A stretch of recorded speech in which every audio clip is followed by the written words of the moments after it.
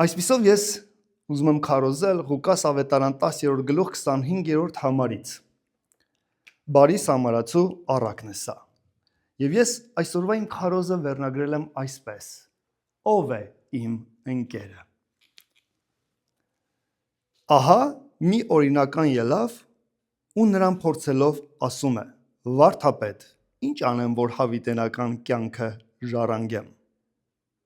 Նա էլ ասում է նրան. օրենքի մեջ ինչ է գրված, ինչպես ես կարդում։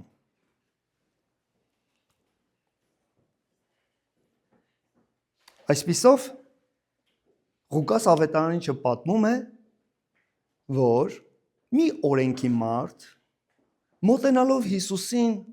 փորձում է նրան հարց տալով. Ինչ անեմ վարդապետ, որ ժառանգեմ երկնքի արքայությունը։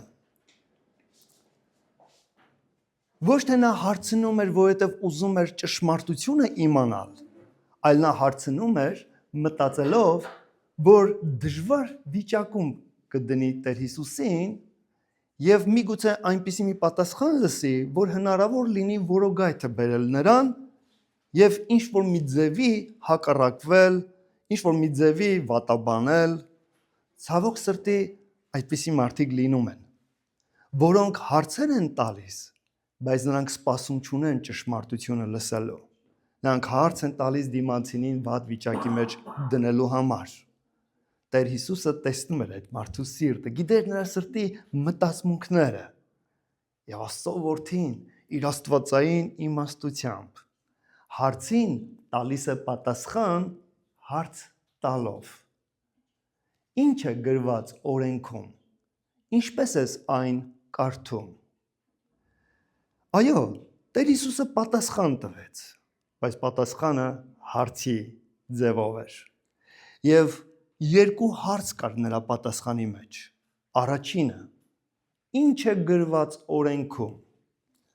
Որպեսզի մարդը կարողանա պատասխանել այս հարցին, նա պիտի կարդա գրվածքները։ Օրենք ասելով նկատի է առնվում Մովսեսի գրած 5 գրքերը։ Ծննդոցից մինչև երկրորդ օրինաց, որը կոչվում է Հնգամատյան։ Եվ ես տարիների ընթացքում մի բան եմ նկատել, որ Աստծո խոսքը շատ հետաքրքիր յուրահատկություն ունի։ Հնարավոր է դու կարդացած լինես մեկ անգամ, իմանաս ինչ է գրված Աստվածաշնչում, բայց եթե դու չես աշխատում գրվածքների հետ, եթե դու ամեն օրյա կապ չես պահում Աստվածաշնչի հետ, Աստծո խոսքի հետ, դու չունես անձնական այսպես հարաբերություն այն առումը, որ կարդաս, մտորես։ Այն որ գիտես, թե իբր գիտես, գալիս է պահ, մեկ է հասկանում ես, որ չգիտես։ Կարծես գիտես, ուզում ես հիշես ինչ-որ մի բան գրվածքից, ու նկատում ես, որ չես հիշում։ Ու ես նկատել եմ, երբ որ դու պարբերաբար, օր առ օր, Աստծո խոսքից հատվածներ ես կարդում, պարտադիր չէ, որ երկար գլուխներ ընթերցես։ Հնարավոր է մեկ պարբերույթ կարդաս, մեկ գլուխ կարդաս։ Կարդաս մտորելու Աստծո խոսքի ճշմարտության նյութը ընկալելու, վերցնելու համար։ Ու մեկ է տեսնում ես, որ այս խոսքը կենդանի է քո ներսում։ Դու գրվածքները գիտես, ու եթե ինչ-որ մի հարցերը լինում է, բարձրանում է, պատասխանները քո ներսից բարձրանում են։ Այո, Աստծո խոսքը կենդանի է, եւ նրա հեղինակը կենդանի Աստվածն է։ Երբ որ մենք օրենքի գիրքը, Աստծո խոսքը քննում ենք, կարդում ենք, մտորում ենք, հեղինակը մեր կյանքում սկսում է գործել։ Ուրեմն, որպեսզի օրինականը պատասխաներ ինչ է գրված օրենքում, նա պիտի անձամբ Աստծո խոսքը իմանար կարդալով, մտորելով նրա շուրջ։ Հաջորդ հարցը. ինչպես ես այն կարդում։ Ինչ հարց է սա։ Լինում են մարդիկ, որ Աստծո խոսքին մոտենում են, գրվածքները իմանալու նրա համար, որ հարմարեցնեն իրենց։ Լինում են այնպիսի վիճակներ, երբ մարդը գիտի, որ ինքը սխալ ունի իր կյանքում, որոշակի մեղք ունի, տկարություն ունի, բայց ցավոք լինում է, որ նա ուզում է ինքը իրեն արդարացրած լինել։ Չի ուզում փոխվի կյանքը խոսքի համեմատ, այլ ուզում է Աստծուն հարմարացնել իր կյանքին։ Եվ կարող է մարդը վերցնել գրվածքը կարդալ կամ մոտենալ քարոզիչին հարցեր տալ, որպեսզի այնպիսի մի պատասխան ստանա կամ գրվածքում մի այնպիսի տեղ կարդա, որ կարողանա իր սխալը, իր մեղքը, իր հանցանքը ինչ որ ձև կոծկի ու արդարացնի։ Տեր Հիսուսը Ղուկաս ավետարան 20-րդ գլխի 17-18-րդ համարներում այսպես էր ասում։ Ասում էր այն քարը, որը շինողները անարգեցին, նա անկյունի քարը դարձավ։ Եվ այս անկյունի քարը այսպիսի որակ ունի, եւ ինքը իր մասին էր խոսում, ինքն է անկյունակարը, որի վրա Աստծո տունն է շինվում, կառուցվում ու բարձրանում։ Նա ասաց, որ ով որ ընկնի այս անկյունի քարի վրա, կկոտրատվի։ Իսկ ում վրա որ այս անկյունի քարը ընկնի, կփսորվի, ոչինչ չի մնա նրանից։ Ինչ եմ ուզում ասել։ Աստծո որդին անկյունի գլուխն է։ Եվ երկու տարբերակ կա մոտենալու նրան, որպես Աստծո խոսքի։ Եթե մենք գանք ու ընկնենք նրա վրա, ուղղակի կկոտրատվենք։ Բայց եթե նա ընկնի, կփսորի մեզ, կփշրի մեզ։ Ինչն է լավը։ Ընկնել Հիսուսի վրա, համաձայնվել նրա հետ, ասել, որ դու ճշմարիտ ես, Տեր, քո խոսքը ճշմարիտ է, այն ճշմարտություն է, ես համաձայն եմ քեզ հետ, ես խոնարհվում եմ քո առաջ, ես խոնարհվում եմ քո խոսքի առաջ, ես եմ սխալը, բայց դու միշտ արդար ու ճշմարիտ ես։ Եվ ինչ է պատասխանում օրինականը։ Պատասխան տվեց նա ու ասաց. Քո Տեր Աստվածդ սիրես քո բոլոր սրտովդ, քո բոլոր անձովդ, քո բոլոր զորությունով ու քո բոլոր մտքով ու քո ընկերոջդ քո անձի պես։ Ինչ զարմացնում է օրինականի իմաստությունը։ Այս մարդը կարողանում է օրենքի գիրքը, որ ասում է հնգամատյանն էր, ամբողջական առումով իմաստալից պատասխան տալ մեկ խոսքով, թե ինչ է այնտեղ գրված։ Եվ որն էր այդ կարևորությունը, որ նա ասաց։ Այո, պաշտիր քո Աստծուն, սիրիր քո Աստծուն, քո սրտով, քո զորությունով, քո կարողությունով, քո անձով, քո մտքով, քո սրտով, քո ողջ էությունով, սիրի քո Տեր Աստծուն ու սիրի քո ընկերոջդ քո անձի պես։ Եվ Հիսուսը ինչ է ասում նրան։ Ասում է. շիտակ պատասխան տվեցիր։ Տիրոջ դուր եկավ նրա պատասխանը։ Շիտակ պատասխանեցիր։ Այդպես արա ու պիտի ապրես։ Իսկ օրինականը ուզելով ինքը իրեն արդարացնել, ասաց Հիսուսին. բայց իմ ընկերը ով է։ Եթե Տեր Հիսուսը այդ հարցը մեզ ուղղեր, ինչ է գրված օրենքի գրքում, ինչպես ես կարդում։ Արդյոք մենք կկարողանայինք այս մարդու նման պատասխան տալ, ես կասկածում եմ։ 5 գրքեր։ Եվ այդ 5 գրքերի իմաստը կարողանա սեղմ կերպով հակիրճ մեկ նախադասության մեջ ամփոփել եւ ասել։ Այդքան իմաստուն էր։ Եվ Տեր Հիսուսը գովեց, ասաց շիտակ ես պատասխան տալիս, բայց ինչ շարունակեց։ Այդպես վարվիր ու դու կապրես։ Այդպես արա ու դու ինչ կփրկվես։ Ինչու ինչ էր հարցրել այդ մարդը։ Վարդապետ, ինչ անեմ, որ երկնքի արքայությունը ժառանգեմ։ Հիսուսի պատասխանը ո՞րն էր։ Եթե դու սիրես քո Տեր Աստծուն ու սիրես քո ընկերոջդ քո անձի պես, դու ինչը կանես, կժառանգես երկնքի թագավորությունը։ Ու ինչ տեղի ունեցավ այս մարդու հետ։ Իսկ օրինականը ուզելով ինքը իրեն արդարացնել, ասաց Հիսուսին. իսկ ով է իմ ընկերը։ Ինչու այս հարցը բարձրացրեց օրենքի մարդը։ Որովհետև Ղուկասն ասում է ինքը անհարմար իրեն զգաց։ Ինչու անհարմար զգաց։ Ինչ կատարվեց այս մարդու հետ։ Նա հասկացավ, որ մեկի առաջ է կանգնած։ Եվ որ այդ անձնավորությունը նայում է իր վրա, նրա հայացքը թափանցում է միջև սրտի խորքը եւ ինքը ամբողջությամբ բաց է նրա առջև ոչ մի գաղտնիք ոչ մի ծածուկ բան չի կարող թաքցնել նրանից նա մեկի առաջ է գտնվում ով խորապես միջև սրտի ծածուկ բաներն է թափանցում ու տեսնում ամեն բան է նրա առաջ հայտնի Որտեւ Տիրոջ ներկայությունը, Աստծո զորությունը, Աստծո Սուրբ Հոգին Տեր Հիսուսի վրա էր, ու երբ որ Տերը խոսում էր, այս մարդը հասկացավ, որ ինքը սովորական մեկի առաջ կանգնած չի, նա ամեն բան գիտի իր մասին։ Եվ նա անհարմար իրեն զգաց։ Ինչու անհարմար զգաց։ Եվ ինչ ասաց, ով է իմ ընկերը։ Նա մի բան հասկացավ, որ երկրորդ պատվիրանի մեջ որն էր սիրիր քո ընկերոջդ ինքը այդ պատվիրանը չի պահում նա չհարցրեց չասաց իսկ ով է Աստված որ սիրեմ նրան նա առաջին պատվիրանի մեջ չուներ խնդիր նա գիտեր որ Աստված կենթանի Աստվածն է որին Եհովա են կոչում Ադոնայ են ասում Էլոհիմ էին ասում տարբեր անուններով էին հին կտակարանում դիմում Եվ նա գիտեր, որ ինքը սիրում է Աստծուն։ Ու այդտեղում անհարմարություն չզգաց։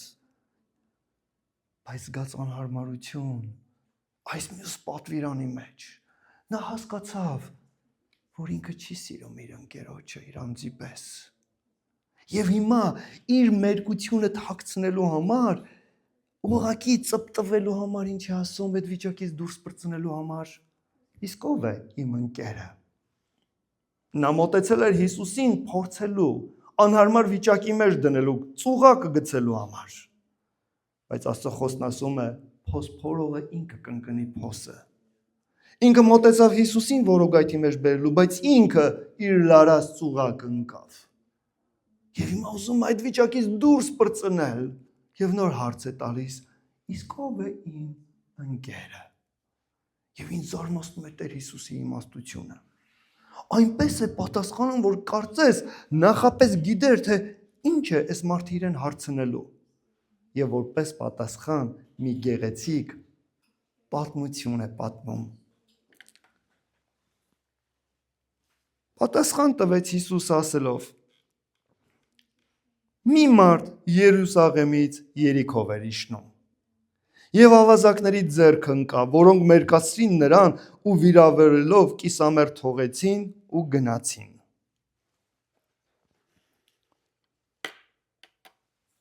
Մի մարդ Երուսաղեմից իջնում էր Երիքով։ Երուսաղեմը Աստծո քաղաքն էր։ Երուսաղեմ այս բառ, այս անունը թարգմանվում է խաղաղություն։ Երուսաղեմում էր գտնվում Տիրոջ տաճարը։ Հրեաները այնտեղ գալիս էին Աստծուն պաշտելու, երկրպագելու համար։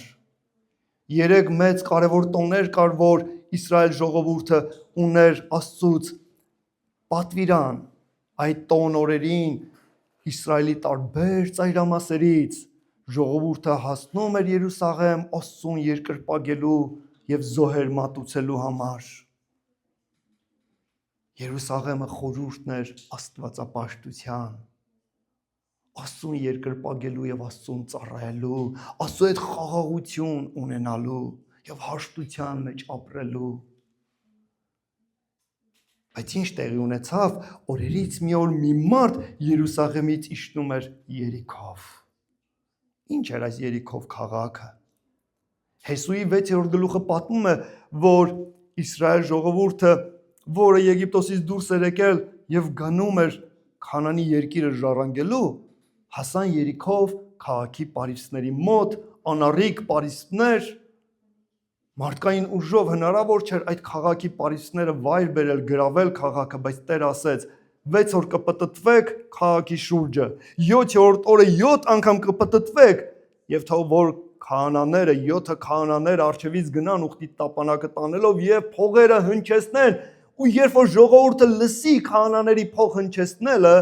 բոլորը սկսեն աղաղակել ու երբ որ այդպես արեցին ու ժողովուրդը աղաղակում էր այդ պարիսպները վայր ընկան ինչպես որ Աստված էր ասել եւ Երիքովը գրավվեց։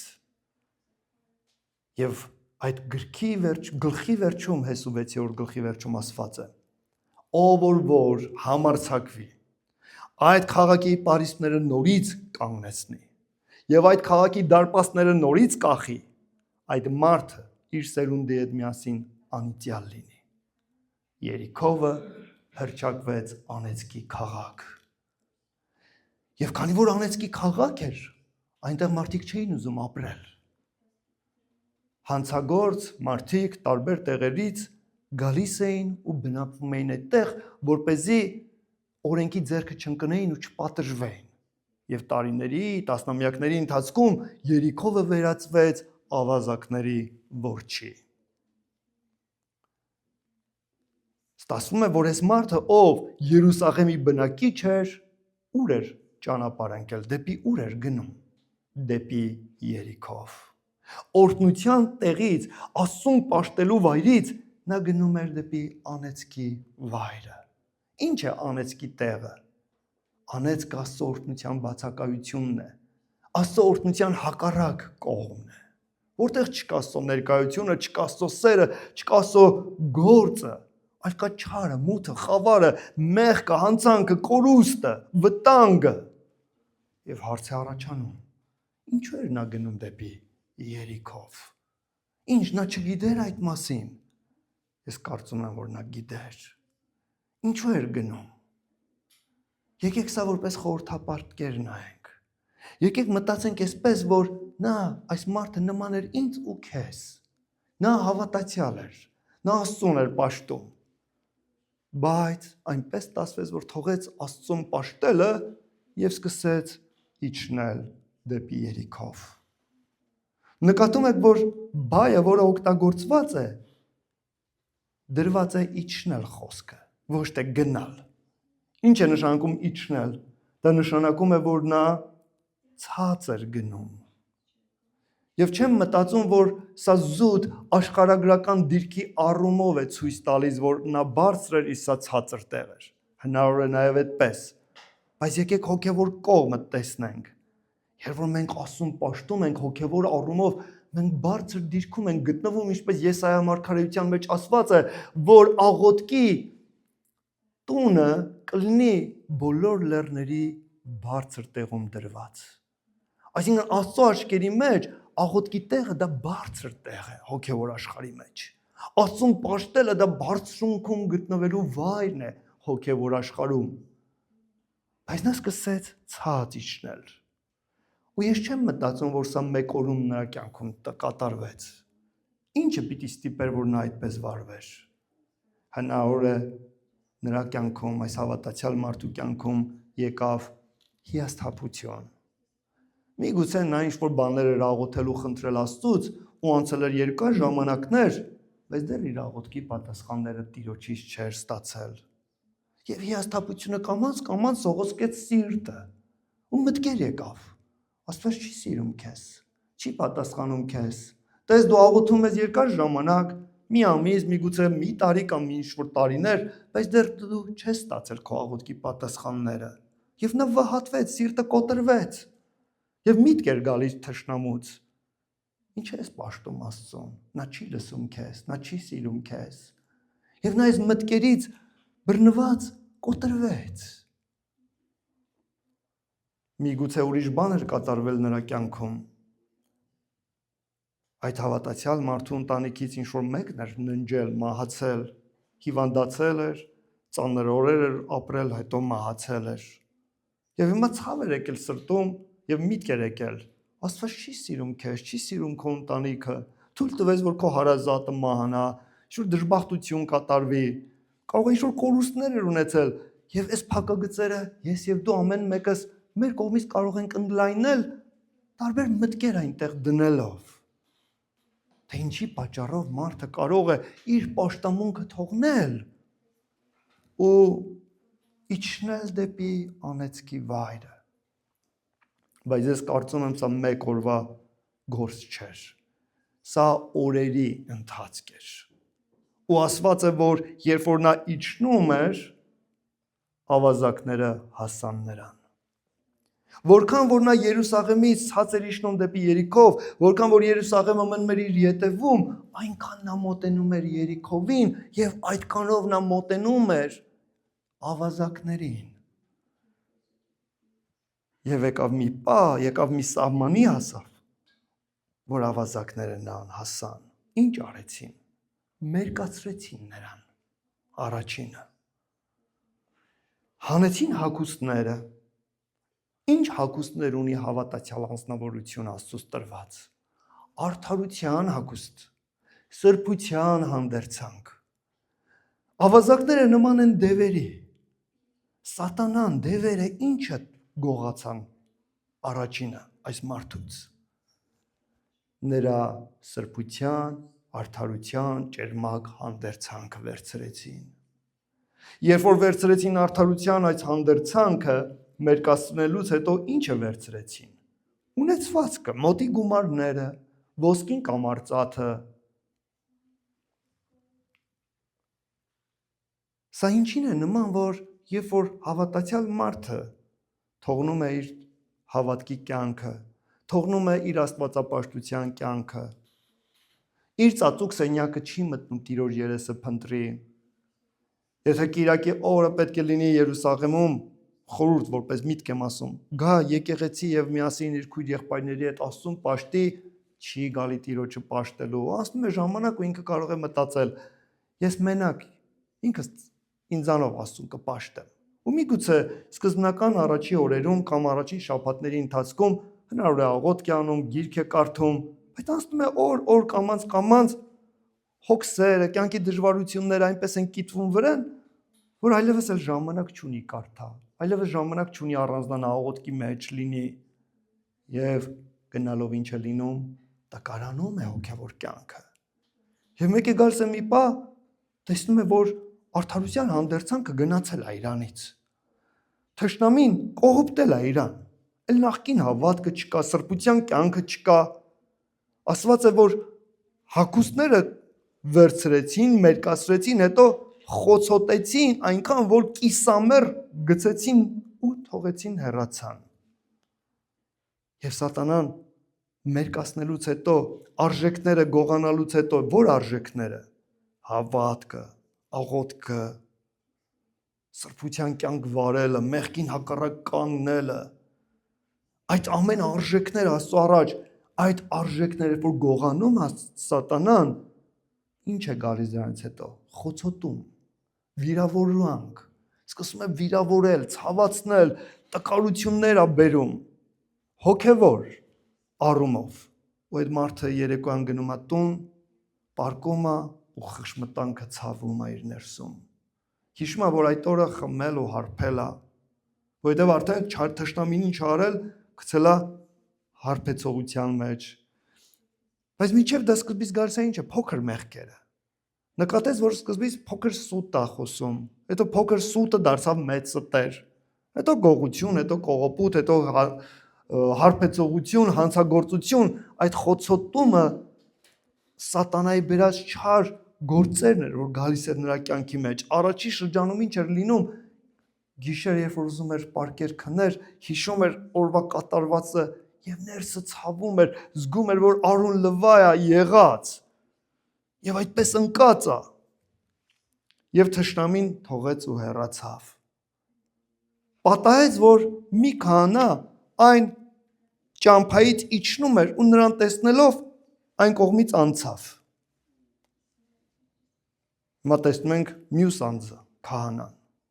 Ինչ էր անում նորից, Հիսուս ասում է իջնում էր։ Որտեղից։ Երուսաղեմից։ Ով էր քահանան։ Քահանան Աստծո պաշտոնյան էր։ Նա պիտի լիներ տաճարում ու ծառայեր Աստծուն։ Ինչպես էր, որ քահանան այդ ճանապարհով էր իջնում։ Այս ինչպես կարող է լինել։ Այո, քահանա լինելը դեռ երաշխիք չի, որ մարդը կարող է մնալ Երուսաղեմում։ Ես ինքս Աստծո սպասավոր եմ։ 20 տարեկանից սկսված ես Աստծո խոսքի ծառայության մեջ եմ։ Արդեն 31 տարի է։ Եվ այն միտքը, որ ես ինքս ծառայում եմ Աստծուն, դրա մեջ չէ ապահովությունը։ Ապահովությունը Աստծո ողորմության մեջ է, որ Աստված կարող է մեզ պահել իր սրբության, իր արդարության մեջ։ Ես լսում էի Դերեկ Պրինսին, ով արդեն 82 թե 83 տարեկան էր այդ ժամանակ, եւ այսպիսի խոսք էր ասում։ Նա ասում էր, ես ամեն օր աղոթում եմ Աստծուն ու խնդրում եմ, Տեր, քո ողորմությամբ ինձ պահիր։ Ես մտածում էի, Տեր Աստված, նա արդեն ծեր է, 82 թե 3 տարեկան մարդ։ Բայց տեսեք, աղոթում է, Տեր Աստված, ինձ պահիր հավատքի մեջ, քո ողորմությամբ։ Եվ նա ասում էր, իմ ապավինությունս Աստծո ողորմությունն է։ Ես գիտեմ, ես չեմ կարող ինձ պահել հավատքի եւ սրբության մեջ։ Նա է ինձ պահում դրա մեջ, իր ողորմությամբ։ Եվ այս պատմությունը ապացույցն է դրան։ Այո, լինելով քահանա, մարդը կարող է ինչ անել, գահավիժել, գլորվել Աստծո սրբության տեղից, պաշտամունքի վայրից եւ ուր գնալ։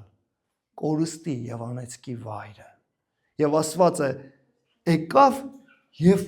տեսավ այս մարդուն։ Միգուցե ճանաչես նրան, որովհետեւ նրանք երկուսն էլ Երուսաղեմից էին։ Միգուցե քահանան նայեց նրան ու ասեց, սա Սիմոնն է։ Նա գալիս էր տաճար, նա լսում էր իմ քարոզները։ Ախր ես նրան ասում էի, Աստծուն վստահիր, հավատքով ապրիր։ Ախր նա ոնց չլսեց ինձ իմ քարոզները։ Թանկագիններս մենք Աստծուն ծառայելով կարող ենք հանդիպել մարդու, ով տկարության մեջ է եւ այդպես վարվել։ Բայց քահանան չէր հասկանում, որ իր առաջ Աստված հայլի է դրել։ Ինքը տեսնում է այս մարդուն ընկած, ու սա իր համար հայլի է, ինչ հասկանալու, որ ինքը մի ճանապարհով է իջնում, որ վաղ թե ուշ արժանանալու է նրա նույն ճակատագրին, նույնն է իրեն սպասվում, նա սա չհասկացավ։ Նա շրջանցեց ու շարունակեց վայր իջնելը։ Եվ որոշ ժամանակ անց նա էլ էր ընկնելու թշնամու ձեռքը։ Բայց եթե ինքը լիներ ողորմած, մոտենար նրան, վերցներ ու հետ տաներ Երուսաղեմ, գիտեք ինչ արած կլիներ, նրան կապրեսներ, իրեն էլ կապրեսներ, եթե նրան օգներ, բայց չարեց սա։ Նույնպես մի ղևտացի էլ այնտեղ հասնելով գնաց, տեսավ ու մի կողմով անցավ։ Ով էր ղևտացին։ Ղևտացին փառաբանողն է, ով կոչում ունի տաճարում Աստծուն փառաբանելու եւ երկրպագելու։ Նա Տիրոջ ծառան է։ Նորից տեսնում ենք Աստծո ծառայող մարդուն, ով Երուսաղեմում Տիրոջը պաշտելու փոխարեն այդ նույն ընթացքով գահավիժում է ներքև։ Եվ ինձ հետաքրքիր է Հիսուսի գործածած խոսքը, բայը։ Եկավ, հասավ նրան։ Կարծում եմ այս բայով հասնել Տերը ինչ է ուզում ցույց տալ մեզ։ Նա հասավ այն կետին, նա հասավ այն սահմանին, այն կարմիր գծին, որից այն կողմ թշնամիների դարանն էր իրեն սպասում։ Ինքը պիտի ընկներ նույն ավազակների ձեռքը, բայց չհասկացավ, որ եթե մոտենա նրան օգնի ու հետ տանի փրկելու Երուսաղեմ, նրան էլ կապրեսնի իրեն էլ։ Չէ, նա շրջանցեց ու շարունակեց իր գահավիժումը։ Եվ ով գիտի, քանի րոպե կամ քանի ժամ հետո նույն վիճակում էր լինելու։ Բայց մի սամարացի, որ ճամփորդում էր, եկավ նրա մոտ ու նրան տեսնելով խղճաց։ Ով է սամարացին։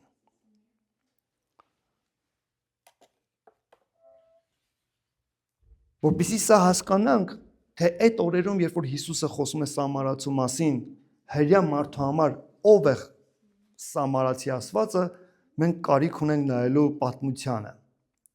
4-րդ Թագավորաց գրքում 17-րդ գլխի 6-րդ խոսքում ասված է, որ Ասորեստանի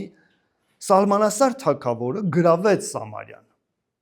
Գրավելուց հետո Սամարիայի բնակիչներին տարավ իր թագավորության մեջ տեղափոխեց բնակեցրեց։ Եվ Ասորեստանից ուրիշ ազգերի բերեց Սամարիայում բնակեցրեց։ Եվ այնպես ստացվեց, որ այս հեթանոս ազգերը, որոնք տեղափոխվեցին Սամարիա, քաղաքում ապրելու, խառնվեցին հրյաների հետ եւ մի խառնաշփոթ սերունդ առաջացավ։ Կիսահրյա, կիսահեթանոս։ Նրանք եւ կուրքեր էին պաշտում, բայց նաեւ Եհովա Աստծուն էին պաշտում։ Նրանք խնդրանքով դիմեցին թագավորին, ասելով. «Մեզ քահանա տու, որ մեզ սովորեցնի օրենքի գիրքը»։ Թագավորը նրանց խնդրանքը կատարեց, եւ նրանք Սամարիայի լեռան սարի վրա մի տաճար սարքեցին, որ պաշտեն Եհովա Աստծուն։ Նրանք ընդունում էին միայն Մովսեսի գրած 5 գրքերը, մնացած գրքերը մերժում էին եւ պաշտում էին նաեւ եւ կուրքեր եւ Եհովա Աստծուն։ Եվ այս պատճառով հрьяաները չէին ընդունում սամարացիներին։ Եվ ոչ միայն չէին ընդունում, այլև ունեին ատելություն։ Ինչու՞։ Որովհետև ոչ միայն համարում էին նրանց հեթանոս, այլ նաև համարում էին, որ իրենց ճշմարիտ հավատքը նրանք փչացնում են, աղավաղում են։ Եվ ունեին հավատքի կրոնական ազգային ատելություն սամարացիների հանդեպ։ Հովհաննեսի ավետարան 8-րդ գլխի 48-րդ այո խոսքում պետք է լինի, որ ասված է Հիսուսի համար էին ասում։ Հրյաները ասում էին, չէ՞ որ դու սամարացի ես ու քո ներսում դև կա։ Տեսեք, ուզում էին Հիսուսին ցավեցնել, վիրավորել ու ինչ էին ասում, դու սամարացի ես ու քո ներսում դև կա։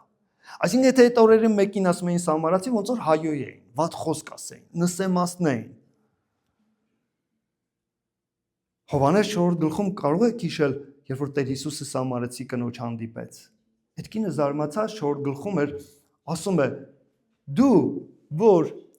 հրյա ես, ո՞նց ես ինձ հետ հաղորդակցվում ու ինձանից ջուր ես ուզում խմես։ Իսկ 20-րդ համարում նույն 4 գլխի այդ կինը ասում է. մերոնք սամարացիներ ասում են պետք է Սամարիայի լեռան վրա Աստծուն պաշտել, իսկ հրյաներն ասում են Երուսաղեմում, որովհետև տաճար կար այնտեղ սարքած։ Այսպես ես պատմական ակնարկ նետեցի անցյալին, որ հասկանանք ով է սամարացին։ Եվ հիմա մենք սկսում ենք հասկանալ այս առաքի մեջ Տեր Հիսուսը սամարացի ասելով իրենն է նկատի առնում։ Մի սամարացի, ով ճանապարհորդ էր։ Տեսեք, նա Երուսաղեմից չէր իջնում այնտեղ, նա ճանապարհորդ էր։ Մեր Տերն էր, որ երկինքը թողնելով մի ճանապարհ բռնեց, որ ինձ ու քեզ փրկության տաներ։ Եվ ինչ ասում, եկավ, տեսավ նրան ու խղճաց, ցաված սիրտը, եւ ինչ արեց նա։ Նա մոտեցավ նրան, նրա վերքերը փաթաթեց, վրան ձետ գինի թափեց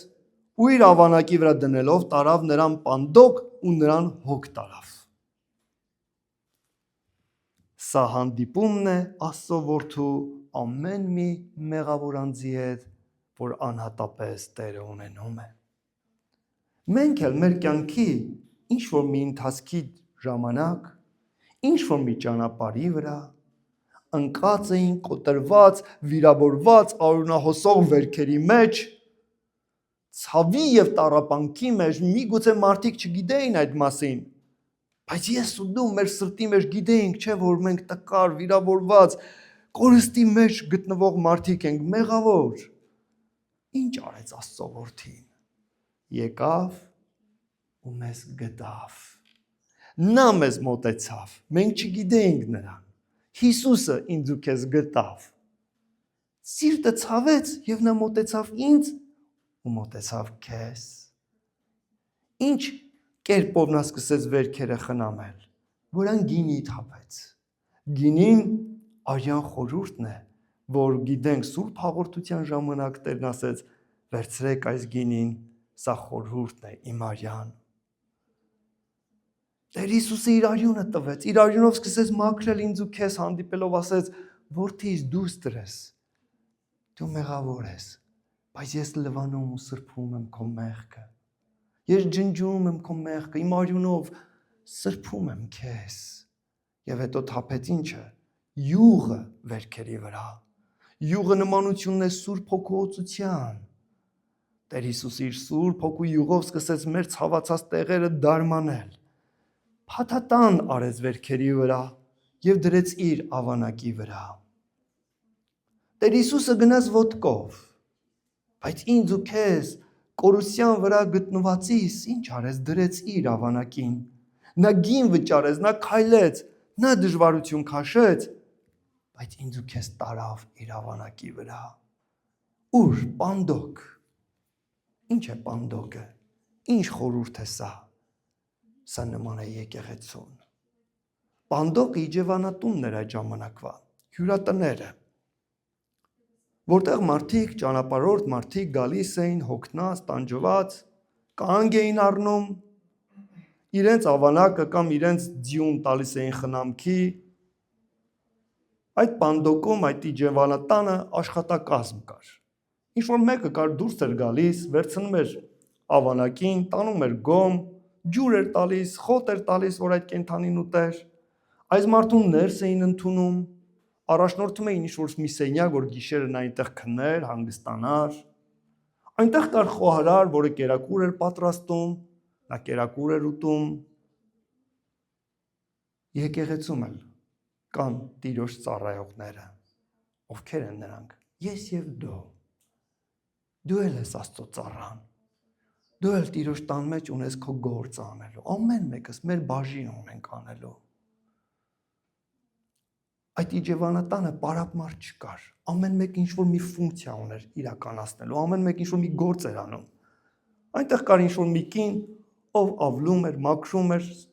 անկողնու սպիտակեղենն էր փոխում, որ եկած մարդը կարողանար տեղավորվել, պառկել, մեկը կերակուրն էր պատրաստում, մեկը կերակուրն էր մատուցում, այսօր ես ինչ եմ անում, կերակուր եմ պատրաստել,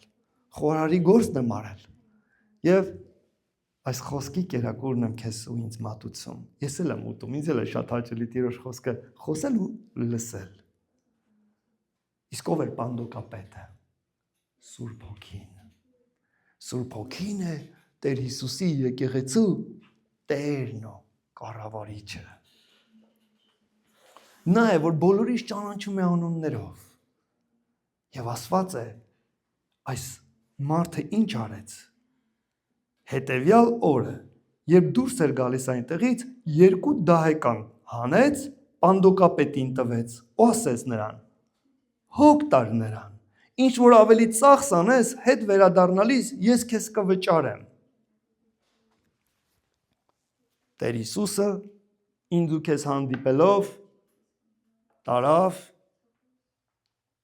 եկեղեցի, առաջնորդեց եկեղեցի։ Սկզբում անհատապես նա մեզ հետ աշխատեց։ Հետո իր սիրով նա ինչ անում, բերում է մեզ եկեղեցի։ Ասում է թանկագինս, այստեղ կան ծառայողներ, այստեղ ես ունեմ խոհարար, ով Աստծո խոսքից կերակուր կպատրաստի, որ դու ուտես։ Եղիր այստեղ։ Եվ ում է հանձնում պատասխանատվությունը, Սուրբ Հոգուն։ Սուրբ Հոգին ինձ ու քեզ մեր ողջ կյանքի ընթացքում պիտի տանի Աստծո ճանապարհների մեջ։ Եվ ինչ տվեց 2 դահեկան։ Ինչին է նման այս 2 դահեկանը։ Սա նման է հին եւ նոր կտակարաններին։ Այդ ժամանակ դեռ նոր կտակարանը գրված չէր, միայն հին կտակարանն էր։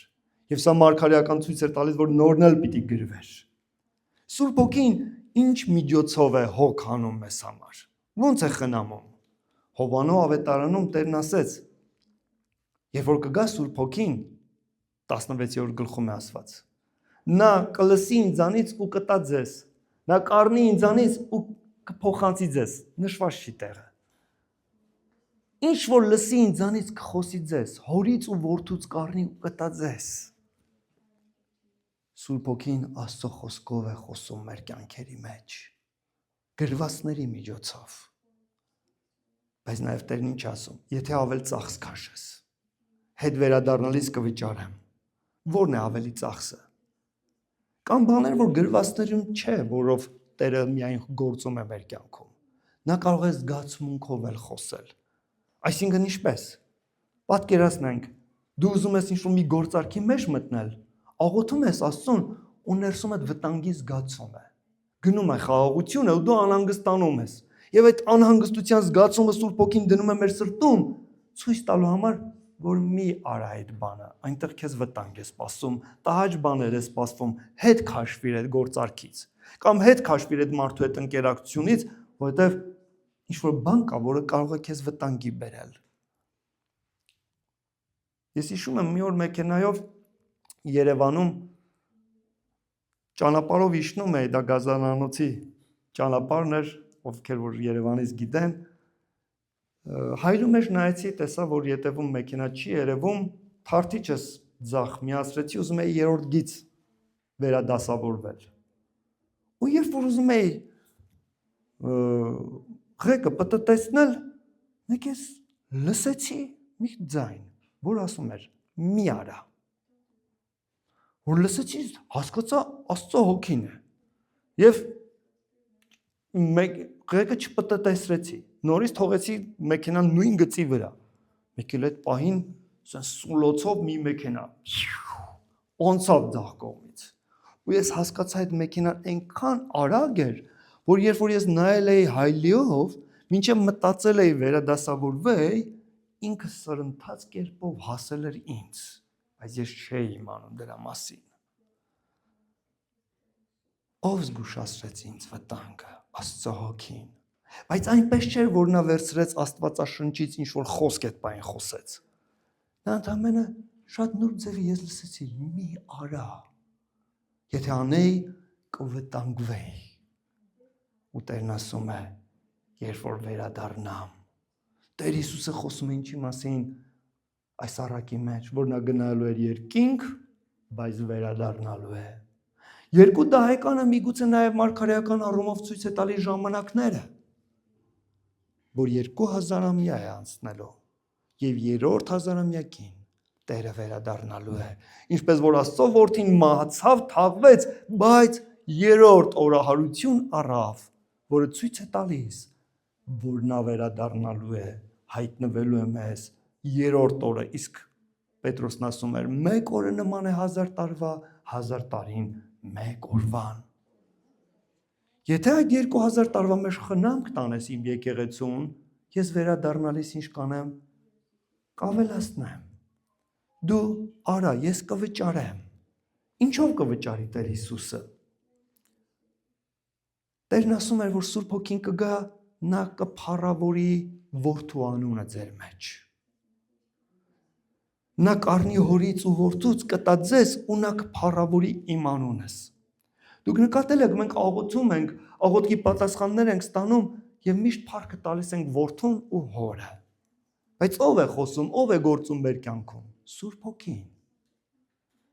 Իսկ ի՞նչն է պատճառը, որ մենք մղում ունենք փառքը տալ Հիսուսին։ Տեր Հիսուսն ասում է, սա Սուրբ Հոգին կանի ձեր մեջ։ Սուրբ Հոգին իր անձը խոնարեցնում է, իրեն ցույց չի տալիս։ Նա բժշկում է ինձ ու քեզ, նա հրաշքներ է անում մեր կյանքում, նա խոսում է, հայտնություններ է տալիս, բայց մղում է։ Փառքը տուր հորը, փառքը տուր որդուն։ Ու երբ որ Հիսուսը հետ կվերադառնա, սա ավել ծախսն է Սուրբ Հոգու։ Նա իրեն ցածրացնում է ու ցույց չի տալիս։ Ես հավատում եմ հավիտենության մեջ, Տեր Հիսուսը կվճարի Սուրբ Հոգուն, Պանդոկապետին, ինչպես։ Նա կասի, հիշում ես, դու խնդրեցիր ու այս բանը խոսեցի քո սրտում։ Գիտես ով խոսեց։ Ես քո սրտում Սուրբ Հոգով խոսեցի։ Սուրբ Հոգին սա արեց քո կյանքում, ու մենք երկնքում նաև կփառաբանենք Սուրբ Հոգի Աստծուն երրորդության 3-րդ դեմքին։ Բայց գնամ առաջ։ Երբ որ առակը Տերը պատմեց, ինչ է ասում։ Հիմա այս երեքից ով է ընկեր երևում ավազակների ձեռքը ընկնողին։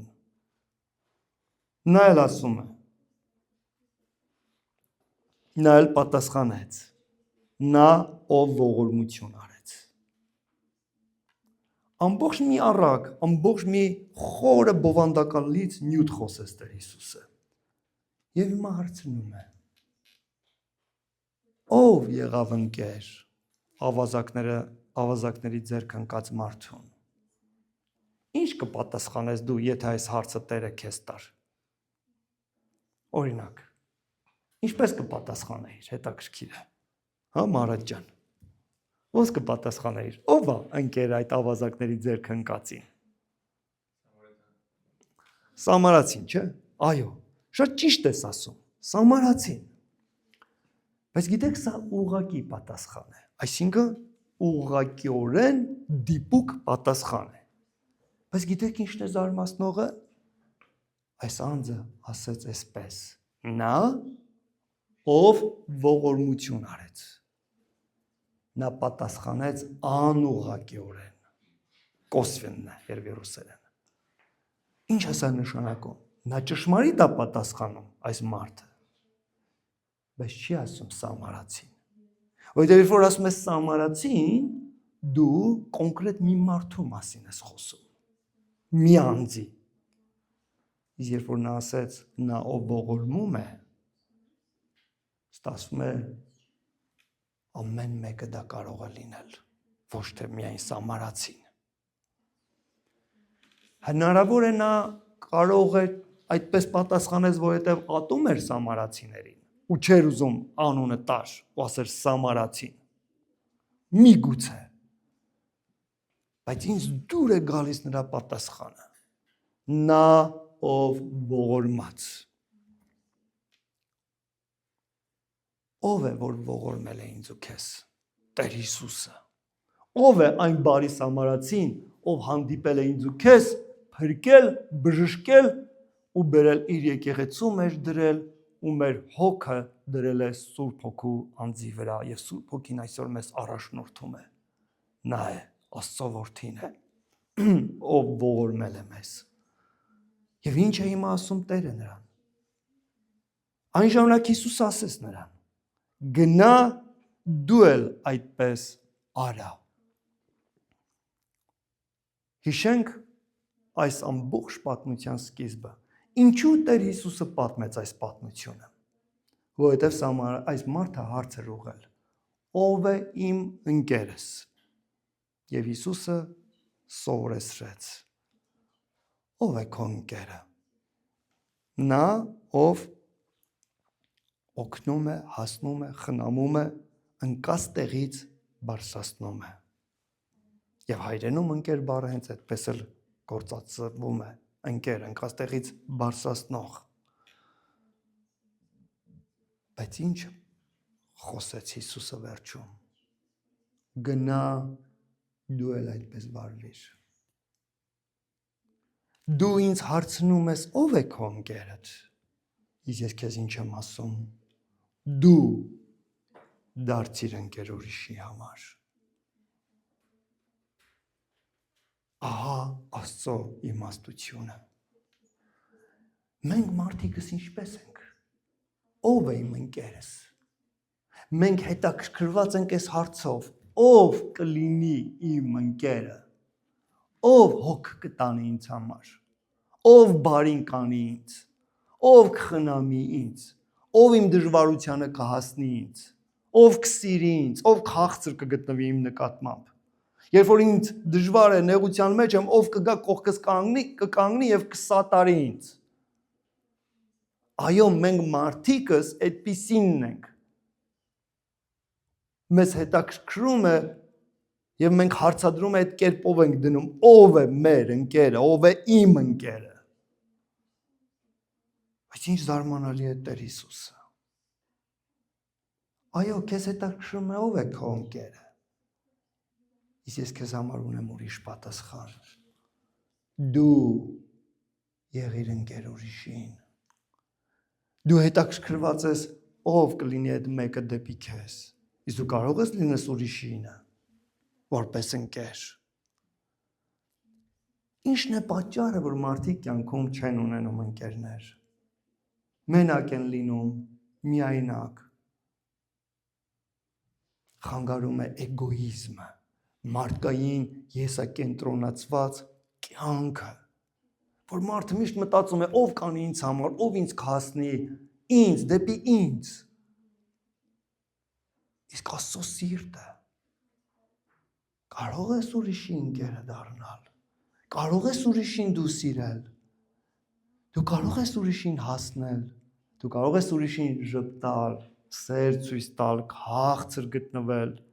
Դու կարող ես ուրիշի ուրախությամբ ուրախանալ, ոչ միայն նեղության մեջ հասնել։ Որովհետև մի մակարդակ, երբ որ դու նեղության մեջ ընկեր լինես, բայց ավելի զորավոր է, երբ որ ուրախության մեջ ուրիշին ընկեր լինես։ Երբ որ մարդը ուրախության ու ձեռքբերման մեջ է, կարող ես գնաս ու նրա ուրախությամբ ուրախանաս։ Նրա ձեռքբերման համար փառք տաս Աստծուն, ասես, ինչ լավ է, որ դու ձեռքբերում ունես։